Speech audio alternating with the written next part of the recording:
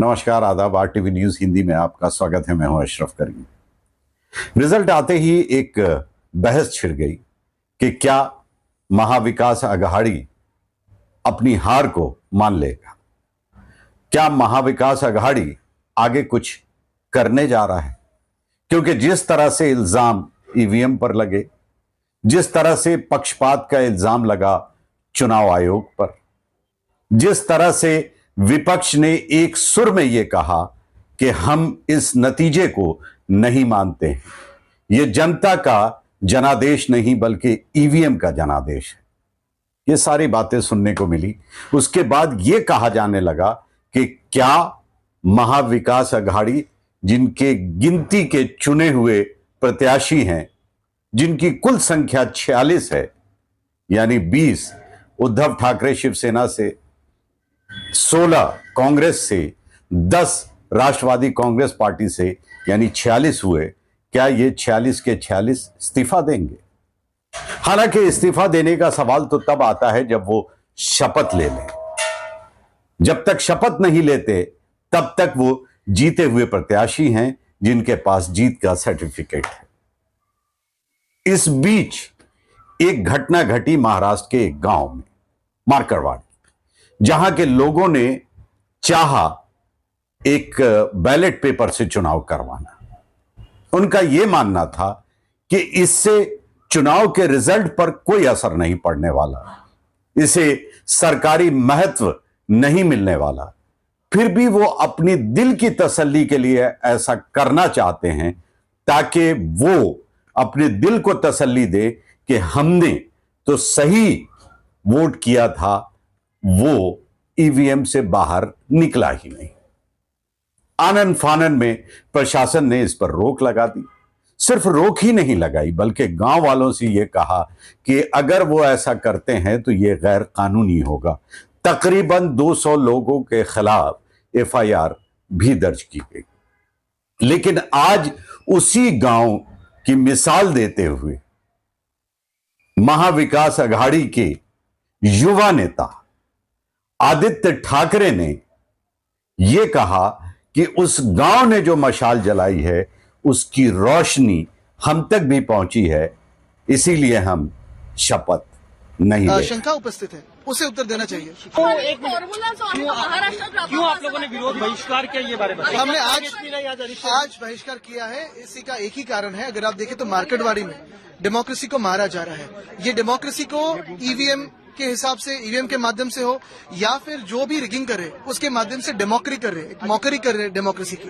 और यही जो मैंडेट है, ये मैंडेट ना जनता का है ना महाराष्ट्र का है, ये मैंडेट ईवीएम का है और ये मैंडेट इलेक्शन कमीशन का है। हम यही बात करना चाहते हैं। आज जो शपथ नहीं ली है इसी के लिए नहीं ली क्योंकि आज जनता का आदर करना चाहते हैं। जनता के जो मन में शंका उपस्थित है उसे उत्तर देना चाहिए। आज महाविकास अघाड़ी के सारे विधायकों ने वॉकआउट किया और उन्होंने शपथ नहीं ली। हमें नहीं पता कि यह सांकेतिक है या फिर उनमें से कोई भी शपथ नहीं लेने वाला, क्योंकि हर बार सत्ता पक्ष यही कहता रहा कि जहां आप जीतते हैं वहां कोई सवाल नहीं उठाते, जहां आप हारते हैं वहीं ईवीएम पर सवाल उठाते हैं। इसका जवाब जीते हुए एक प्रत्याशी ने दिया जिनका नाम जितेंद्र अवार्ड है, जो राष्ट्रवादी कांग्रेस पार्टी शरद पवार गुट के हैं। जरा सुन लीजिए उन्होंने क्या तर्क दिया।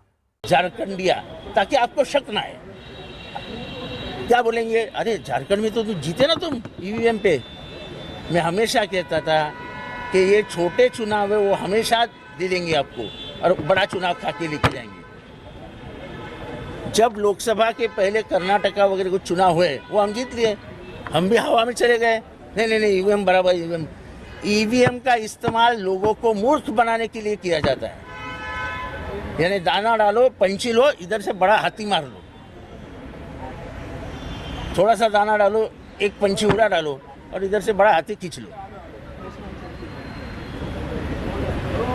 अरे अमेरिका जैसे राष्ट्र में जो सबसे प्रगत है उधर आज भी बैलेट है, बैलेट। तो अब कुल मिला के ये कहा जा सकता है कि विपक्ष पूरी तरह से एक्शन मोड में है और ऐसा लगता है चुनौती खड़ी कर दे सरकार के सामने। वैसे भी उनके पास खोने को कुछ भी नहीं है। इस बार जितने उनके नंबर आए हैं, एलओपी लीडर ऑफ ऑपोजिशन भी नहीं हो सकता। वो सिवाय सदन में बैठने के और कुछ नहीं कर सकते। माकरवाड़ी गांव से जो चिंगारी उठी थी, वो हो सकता है कि आगे चल के शोला बन जाए। वैसे भी संविधान दिवस पर कांग्रेस पार्टी के राष्ट्रीय अध्यक्ष मल्लिकार्जुन खड़गे ने यह साफ कर दिया था कि राहुल गांधी सड़कों पर उतरेंगे। अब ईवीएम पर विश्वास नहीं रहा, बैलेट पेपर से चुनाव होना चाहिए, इसलिए जनसंपर्क करेंगे और एक आंदोलन की शुरुआत की जाएगी कि बंद करो ईवीएम का खेल। और हमारे अपोजिशन लीडर राहुल गांधी जी भी इसको मानेंगे। अरे हमारा सब जितनी भी शक्ति लगा के एससी, एसटी, ओबीसी, गरीब तबके के लोग, छोटे कम्युनिटी के लोग, ये लोग जो अपना वोट दे रहे हैं, वो वोट फजूल जा रहा है। नहीं, वो ईवीएम छोड़ दो, हमको ईवीएम पीवीएम कुछ नहीं, हमको होना बैलेट पेपर पे वोट बस।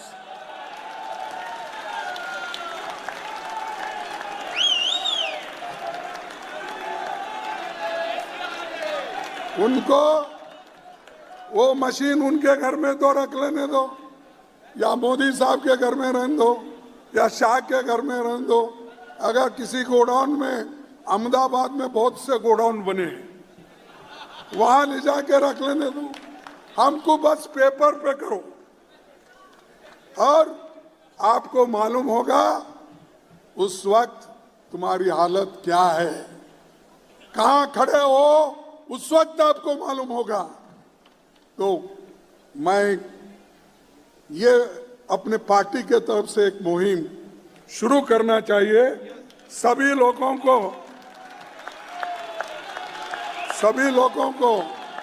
कहना चाहिए, सभी पार्टियों को भी हम कहेंगे, और राहुल गांधी जी के नेतृत्व में जैसा भारत जोड़ो यात्रा निकाले, वैसा ही ये पेपर, बैलेट पेपर हमको चाहिए।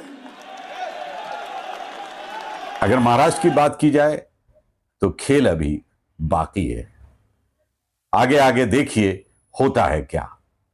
फिलहाल मुझे यानी अशरफ करीम को दीजिए इजाजत, लेकिन अगर आपने इस चैनल को सब्सक्राइब नहीं किया है तो सब्सक्राइब कर लें, बेल आइकन भी दबा दें और अपने दोस्तों के साथ शेयर करें। ये एक तरह का समर्थन, सपोर्ट होगा। जय हिंद।